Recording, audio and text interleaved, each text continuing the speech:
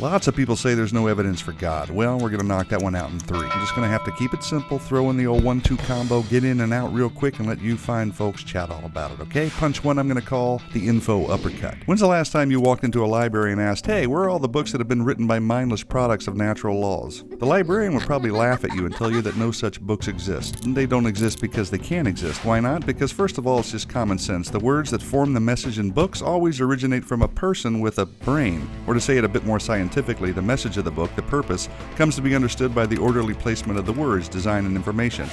Information. Now, anytime we find info, these basic laws always apply. Number 1, matter doesn't spontaneously produce information. Number 2, only a mental source, intelligence, can generate new creative information. In other words, just like those books that couldn't originate without a mind, neither could life. Why not, you ask? Because we know that DNA contains information. Therefore, the laws of information science apply, which means the information in DNA couldn't have spontaneously generated, and that a mind is behind the information. Period. No exceptions. Look at it this way. The simplest life form we know of is an amoeba, and it contains as much information in its DNA as 1,000 complete sets of Encyclopedia Britannica. So, are we to believe that there's no way a message in a library book could spontaneously generate, but far more complicated messages in DNA that contain 1,000 times more information could have?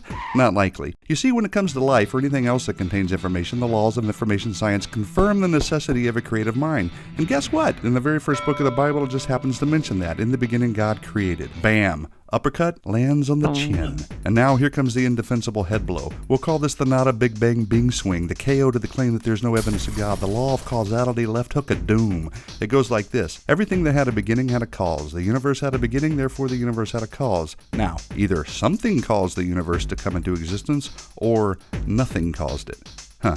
I might not be the smartest guy behind the telescope, but honest, practical, everyday thinking's going to lead me to the former. You have to work pretty hard to conjure up a way that nothing did it. You see, it's pretty improbable, nigh impossible, to account for design, information, and cause if the universe just exploded from nothing. Smack! And while we're on the topic, where did the matter come from that exploded? Are we really to believe that there was nothing and then it exploded, and now the exploded nothing is something, and we just happen to be smart enough to discover and understand the very laws that prove the opposite? And if the general understanding of the law of cause and effect is true, how can matter come from a lesser cause like nothing? I mean, come on. I don't have a bunch of letters after my name, but even a monkey knows better. And yeah, I snuck in a couple of extra jabs in there, so sue me.